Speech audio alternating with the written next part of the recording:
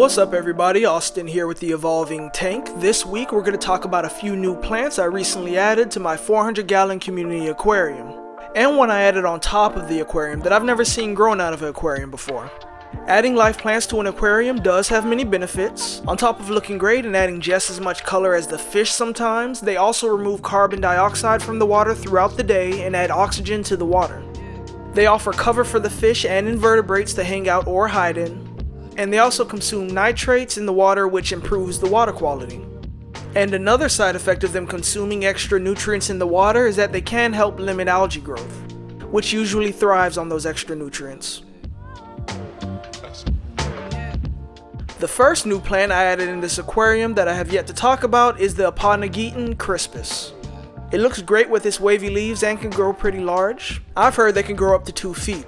And since the substrate in this tank is black diamond blasting sand, which comes with no nutrients already in it, I made sure to add plenty of root tabs to the tank as well. When I first added the plant, you could barely see it in between all the crypts, but fast forward to now and the plant has got much bigger. The plant is looking good, but I feel like the leaves could be a little healthier with their coloration, so I am adding another root tab or two to make sure that the plant is getting all the nutrients it needs. The next plant I added is another Aagon, but it mostly goes by its common name, the Madagascar lace plant. It's a very pretty plant that gets its name from the patterning on its leaves. It's one I've wanted for a little while now, but it only recently just started appearing in my local stores again. Although with the research I've done on it, it seems like it really would prefer a tank with CO2 injection, but we'll see how it does without it in the long term. But I have considered maybe adding CO2 to this tank in the future. Let me know in the comments if you think that's a good idea and if you'd be interested in seeing that process.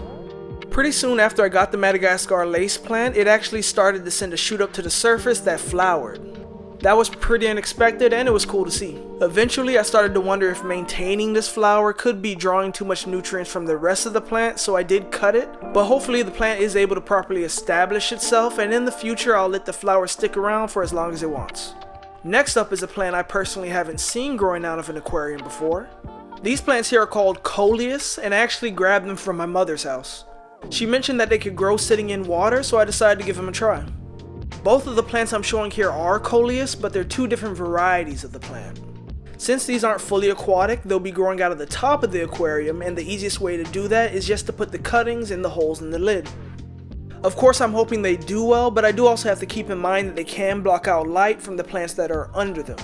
They actually grew pretty quickly. After about a week in the water, I could see new roots growing from the bottom of the clippings, and above the water the plants were clearly enjoying the light from the Fluval 3.0s. And fast forward a couple of more weeks and it was clear just how much the plant was loving it in here. The roots were flowing in the water a lot longer than I expected, and above the water the plants were just taking off. The nice bold color of the plants were nice to see. The plants look so good I'm considering actually getting a few more of this variety. I definitely want to experiment with growing more plants above the water. Let me know in the comments if you have any suggestions. I really wonder if there's any fruit I could get to grow out of here. Last but not least, we're adding a new carpeting plant to the tank, Dwarf Sagittaria. This one is more grass-like than all the other carpeting plants I've added and should grow quickly as well. They spread around the tank by runners. Those are actually the small plants you can see growing out of the mother plant here. If I can get this Dwarf Sag to eventually carpet in here, not only will it look great, more plants almost always looks better to me, but it'll also help with the algae and provide cover for any possible babies to dash into for safety. And that's not just for the baby fish anymore, we could see baby crawfish at one point too. The other carpeting plants I already added in here, like the Crypt Parva and the 4-leaf clover, are still here, and I think the tank will actually look more interesting with a mix of plants. And this is still only the beginning of what I have planned for this aquarium. Let me know in the comments what changes you would make if this 400 gallon aquarium was yours. Remember to subscribe for more content, but that's all for today. See you all next time.